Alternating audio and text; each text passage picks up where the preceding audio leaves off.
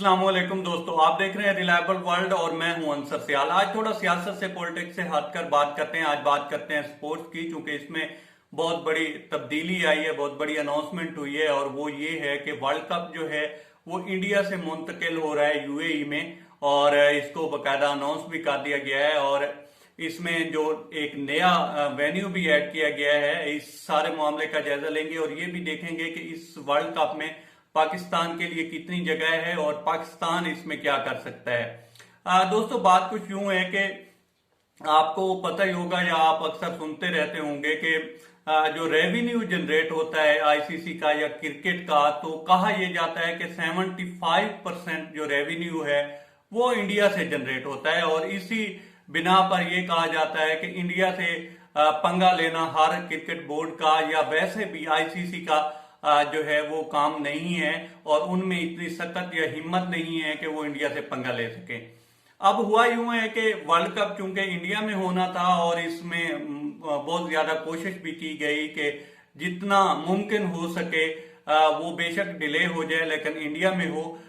ICC ने जो deadline दी हुई थी वो कल तक की दी हुई थी, और इसमें हुआ ये है कि जो बीसीसीआई है, भारतीय क्रिकेट बोर्ड है, वो उनको मुतमईन नहीं कर सका आईसीसी को। और इन दी एंड जो जवाब बनाया गया है वो तो इस पेंडेमिक को बनाया गया है, लेकिन असल में ये वजह भी हो सकती है। और इसके अलावा भी जिस तरह से इंडिया के हालात हैं, तो इन सारे मामलात का जायजा लेते हुए इसको मुंतकिल किया गया है यूएई में।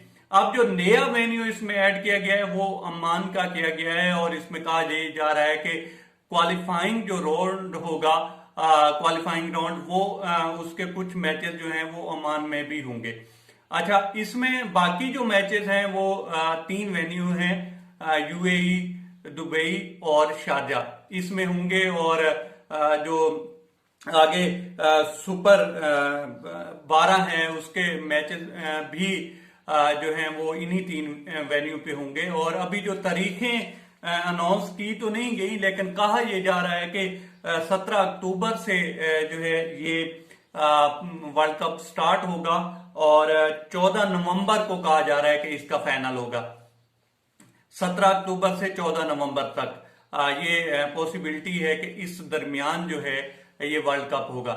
अब देखना यह है कि पाकिस्तान के लिए इसमें क्या है, क्योंकि ये सारा जो कुछ भी हो रहा है ये क्रिकेट बोर्ड जो है, भारतीय क्रिकेट बोर्ड जो है उसकी हिम्मत से आगे का काम हो रहा है, क्योंकि उन्होंने तो पूरी कोशिश की, इसको डिले करवाने की भी कोशिश की। फिर आईसीसी ने ये उनको डेडलाइन दी और वो खत्म हुई, और खत्म इस बेस पे हुई कि जनाब पेंडेमिक है। लेकिन साफ ज़ाहिर है आईसीसी ने भी दबाव डाला कि आगे होटलिंग है, सारा कुछ है, बुकिंग है, तैयारी है, शेड्यूल है। तो ये सारी चीजें देखते हुए अभी भी जो बीसीसीआई था वो तो पूरी कोशिश कर रहा था कि इसको मजीद डिले किया जाए और ये मुमकिन कोशिश की जाए कि इंडिया में हो। लेकिन आईसीसी ने उस डेडलाइन को भी खत्म किया है और अब वहां पे मुंतकिल हुए। पाकिस्तान की जहां तक बात है, तो हर वर्ल्ड कप में जो है एक कोशिश की जाती है कि इस टीम को तो थोड़ा जो है सेट किया जाए, बाहर किया जाए। आपको याद ही होगा 2007 का वर्ल्ड कप के उस टूर्नामेंट की वाहिद ग्रीन टॉप विकेट थी जो पाकिस्तान को दी गई, और उसमें हुआ ये कि पाकिस्तान आयरलैंड से भी मैच हार गया। तो इसी तरह से हर वर्ल्ड कप में कोशिश की जाती है कि पाकिस्तान को जो है वो साइडलाइन किया जाए, बाहर किया जाए। आप पिछला वर्ल्ड कप भी देख लें, उसमें भी कुछ इस तरह के मामलात हुए। कुछ हमारी अपनी भी कोताहियां, साफ ज़ाहिर है बाकी टीमें भी तो खेलती हैं, लेकिन वहां से भी कोई कमी नहीं छोड़ी जाती।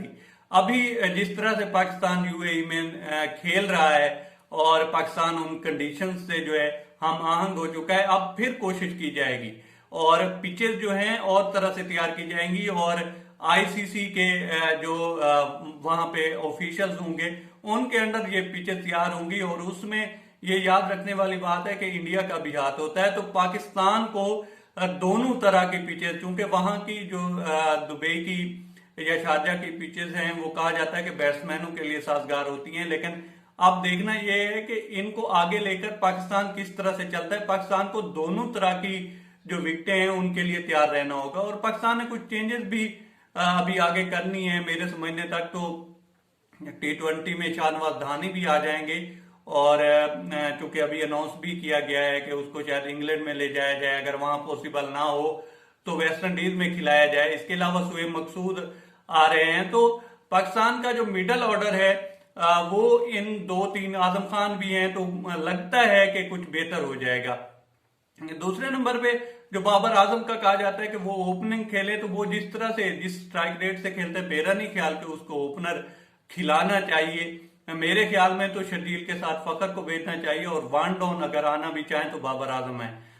तो देखते हैं आगे अब किस तरह से पाकिस्तान लेकर चलता है, लेकिन विकेटों के एतबार से पाकिस्तान को दोनों तरह के विकेट्स पर नेट करना होगा, प्रैक्टिस करनी होगी और इस चीज को मद्देनजर रखना होगा कि हर वर्ल्ड कप में पाकिस्तान से हाथ होता है, इस बार कोई हाथ ना हो।